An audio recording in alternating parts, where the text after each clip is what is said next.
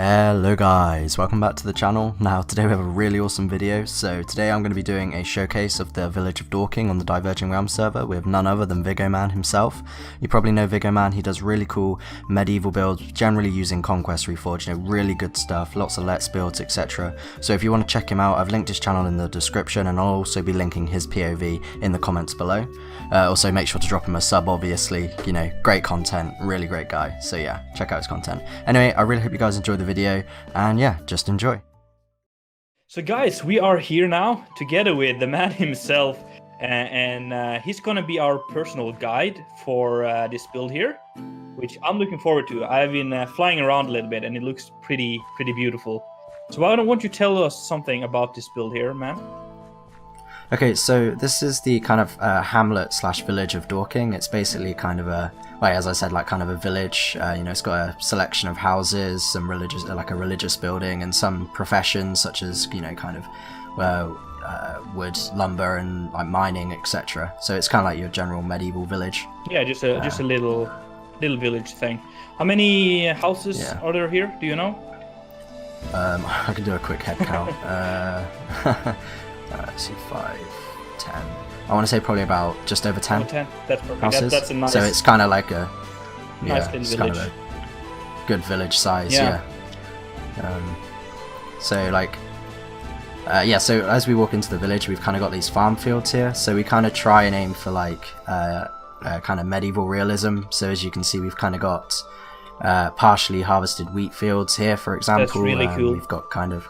Yeah, you know, it's really cool because it kind of shows progression and a bit of, I don't know, like kind of life in a way, you know, it kind of shows life. It's cool having like full wheat fields, but by having kind of partially harvested wheat fields, it shows life progression and, you know, kind of the function of the town or village even. Add some character as well, because you can kind of see the story behind this.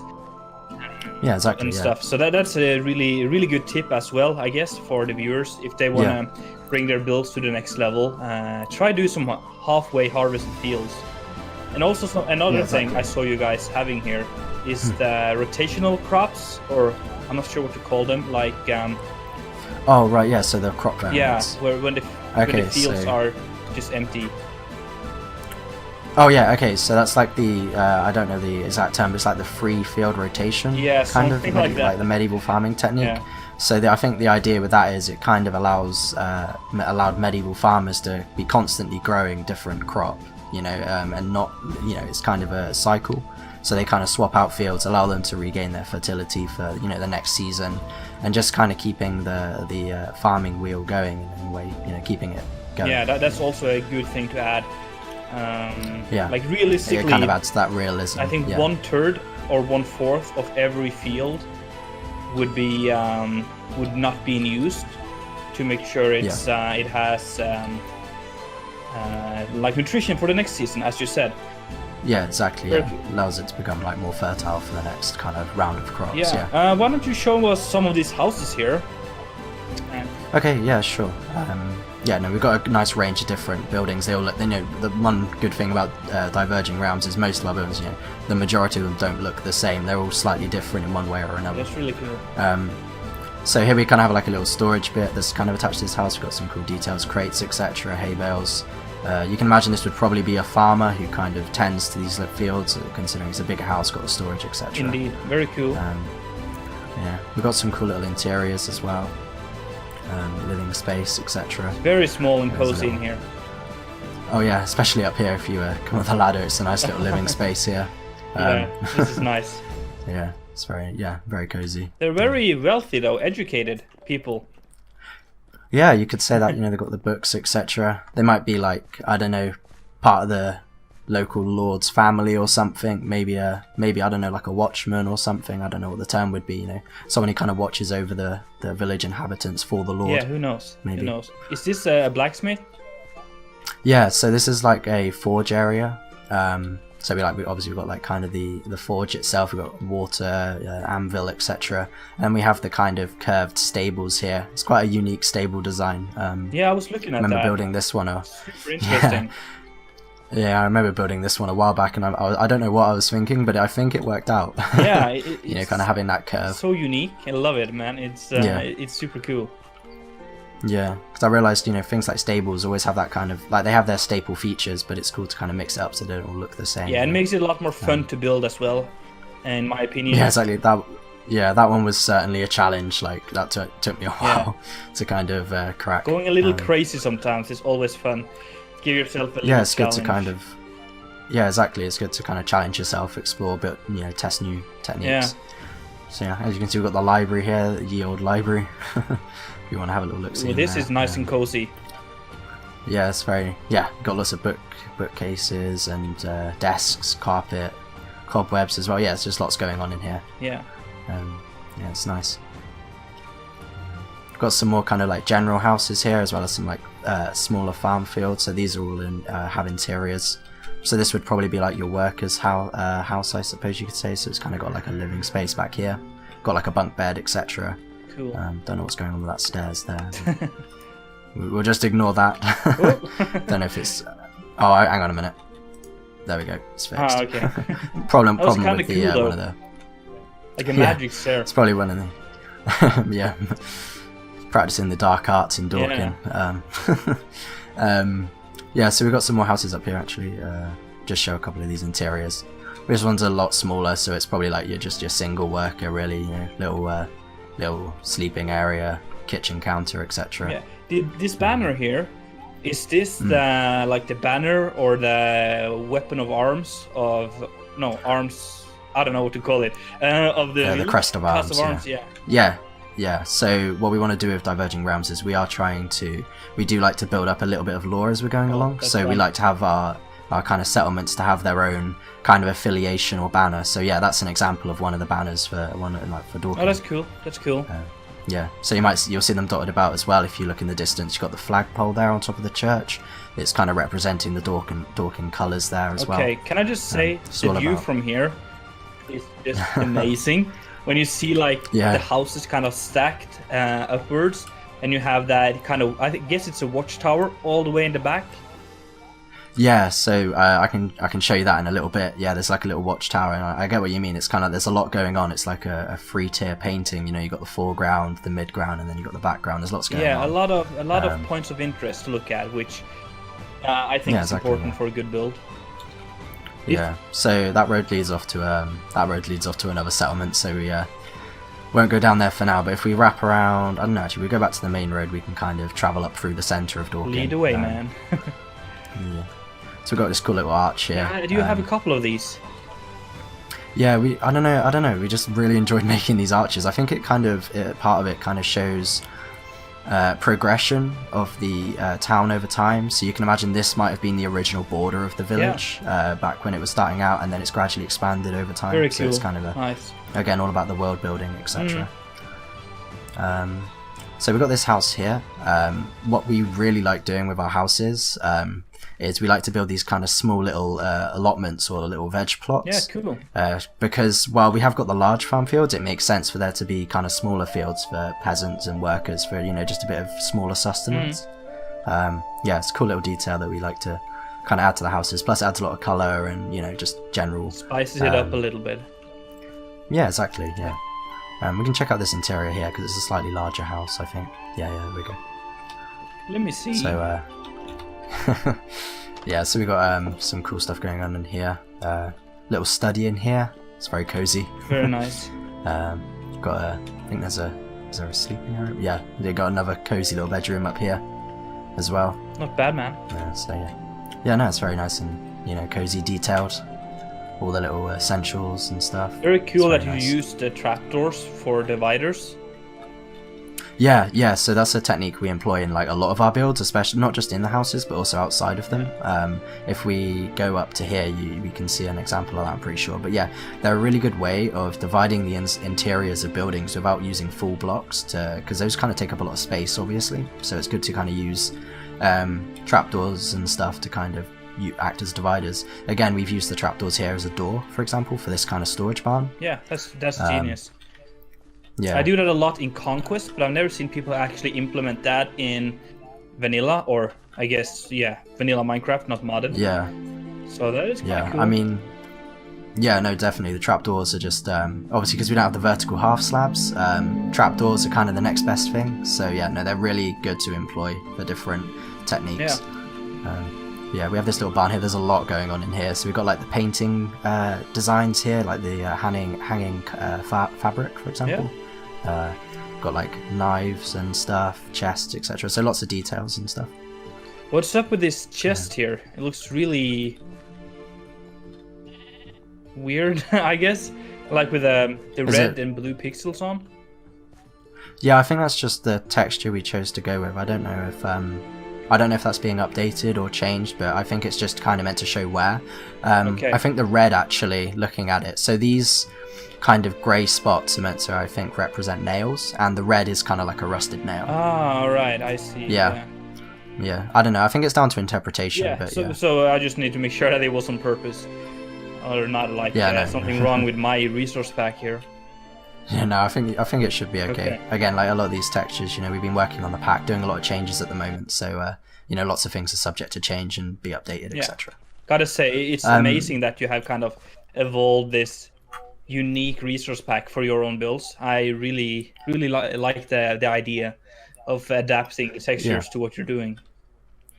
Yeah, I mean, going like way back, to the original like medieval builders like Madness 64, for example, using like the default resource pack, we never really wanted to lose that feeling, the kind of default look of Minecraft, because everyone's familiar with it. Yeah. So it's kind of why we like to, while we do add our own blocks and kind of obviously stray away from default, we do like to keep our roots kind of firmly planted there. Yeah, I see. So it's why we kind of don't branch off too far from the original textures. Yeah. Yeah, so we got some like other interiors. Because it's really like vanilla-ish when you walk around here. Yeah. But you can kind of see that it's modified slightly. Yeah, exactly. You do kind of get like a vanilla vibe. Oh, I love this staircase. Ami must have made this one. It's a nice little staircase up to the second floor here. And then... Just fixing that. Sorry. No jumping? Yeah, no, so... okay. Yeah. You can jump into the pond yeah, here. So little balcony there. Yeah, do a little bit of parkour there. Yeah.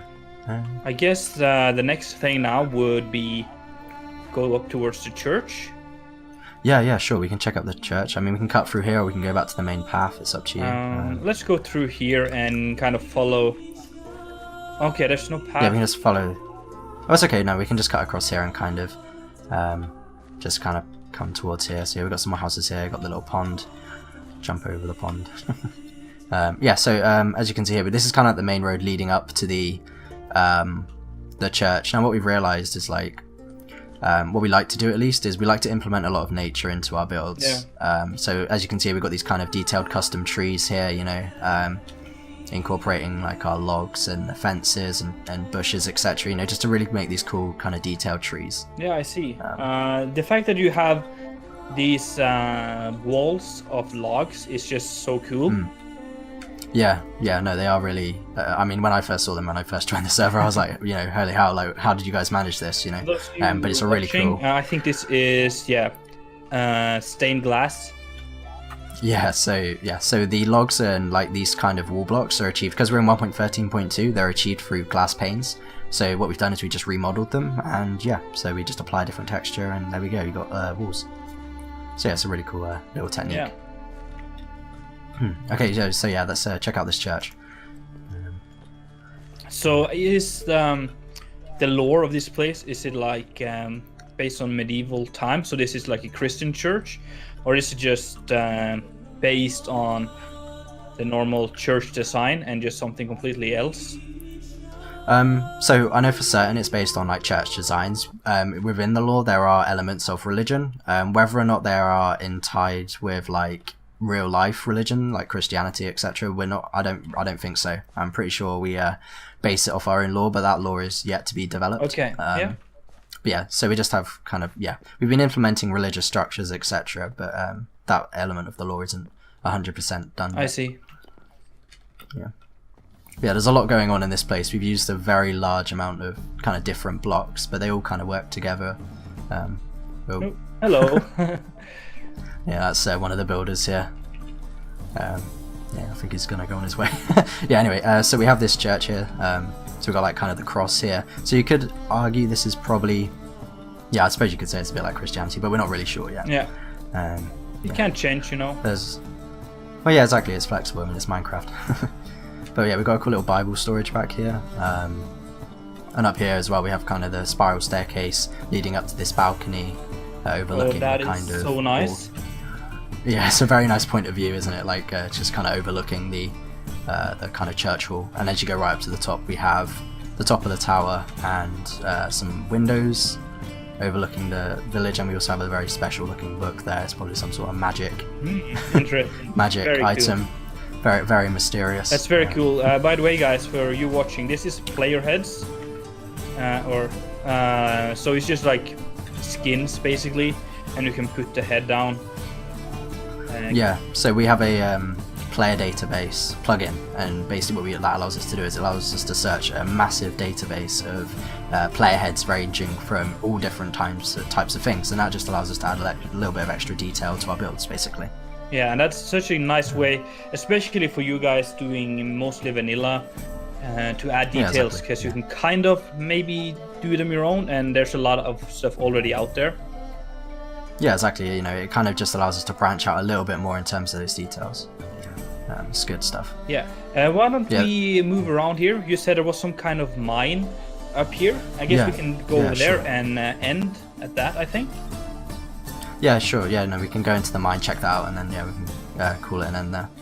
So as we kind of walk up to the mine here, we kind of see elements of like the lumber industry that I mentioned at the start. Yeah. So like we kind of got cut down trees, etc. there, log piles. And I remember building this. We tried to create an element of like a path here, kind of going through here. So it's kind of like you got like lots of coarse dirt and gravel, etc. Just to kind of show that it's been worn down. Yeah, that's nice. So anyway, so up this hill here, we wanted to build a mine because we figured, you know, most medieval settlements tended to have like some sort of mine or quarry nearby, so we really wanted to incorporate that. So one of the cool details we've got is we've got a little dynamite cave here. So we didn't want this, we figured it was kind of more realistic. We didn't really want the TNT or dynamite to be stored, or, you know, just general explosives near the general mine shaft, because obviously that would be a massive health and safety risk. Especially considering we've got like a kind of like, yeah, you know, lots of flames, etc. So we kind of got a separate cave here. We've also got kind of like the mining offices here, I suppose you could say, / kind of the head miner's house or something. Yeah. Or like a communal area for miners. Yeah. So cool little building there. How much stuff we got done in the mines here? So the mines, I'm from memory, are 100% complete, so we should be okay to explore these. It's not a super deep mine, because obviously it being only a village, you know, they haven't really dug as deep down as, say, a city mine, but like there is certainly a lot going on here, you know, a lot has been excavated. Yeah, this is a lot of inspiration for me. This is so cool, especially when you have this open, like, just a hole going down like this. Yeah. No, we really wanted to kind of incorporate that, because it adds just to the atmosphere, I think. Like, there's two kind of ways you can go with mines. You can either have it quite claustrophobic, or you can have it quite open, but still kind of closed in. So we've kind of gone for both of best worlds with that. Yeah, I think you nailed this. This is really cool. I'm just running through here, probably getting lost, but... Yeah, so we've got like these different parts of the mine shaft kind of spiriting off. We've got the mine track, the minecart tracks, etc. Lots of ore kind of in the walls of the mine shaft itself. That's nice. We've also got these kind of specks here on the ground. Now this is redstone, but basically it kind of gives the appearance of like grime or coal dust, which we thought made sense in this kind of setting. So yeah, no, it just works really well. Just realised we've got some buttons and stuff. Oh well, they look fine. But yeah, so yeah, we got loads of these. So I completely forgot these were here. I do love to use buttons in my builds, and these have recently been changed, but basically those are stone buttons. And because stone buttons have different block states, you can kind of place them on different walls and get different variants. So for example, that variant is placed against the wall, whereas this one here is placed on it, like on the bottom of the block. And depending on which direction, that determines which block it goes against. So it looks like that's actually super smart. Yeah, no, it is really cool. Cool kind of a bit of innovation there. Yeah. Yeah. yeah, anyway, this is the mineshaft. So we've got like lots of different like player heads, etc. Lots of depth as well. That was one like because I specifically made this mineshaft here. One thing I really wanted to convey was the depth. Yeah. So that's why you see kind of a lot of stair blocks, etc. Kind of just biting into the walls here, especially at the bottom there, just to kind of create a bit of depth and atmosphere within the mineshaft. Yeah, that's really cool. Yeah, I think you nailed this. Yeah. So why don't we go up to the up area, the forest here, and we'll I think we'll close it from there. Maybe like get a final glance over the village here, looking down. Yeah. So what we can do is we can go up to the watchtower up on the hill there that we saw earlier. Yeah. And we can just kind of that'll give us a general overview. Yeah. We can see a little bit of the landscaping here. The mountains and stuff are just brilliant as well.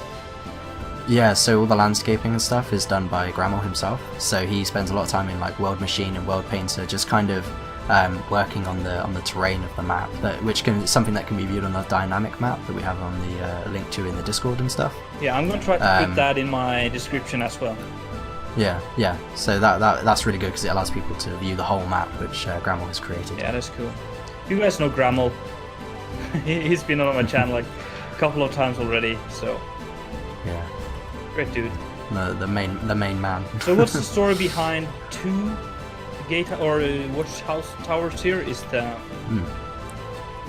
So the idea with these is basically these used to be kind of, I suppose you could say like a frontier outpost. They used to be kind of guarded by, villagers or kind of residents of Dawkin. But over time, kind of focuses have changed and the towers have just been left to kind of fall into disarray.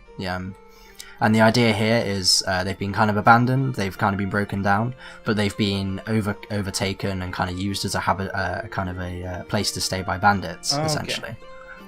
Okay. So I don't know if you can see, you can't really see it from here, but if you look kind of towards the forest where I'm looking now, you can kind of see the tops of tents over there. So we kind of... we can fly. Oh, yeah, the white ones. Yeah, so again, this is all part of the world building experience. Again, something really important for your builds, kind of world building. So we have a little bandit camp here. So the idea is these bandits are kind of scouts from the watchtowers up on the hill, and they're basically scouting out the village, occasionally stealing the odd bit of ore or maybe lumber, and just generally just kind of leeching off the Dawkin residents. Very cool. But I guess that's going to be it for this little tour here. Thank you so much, man, for taking us through this. Oh yeah, no problem. Honestly, it's been really fun. Yeah.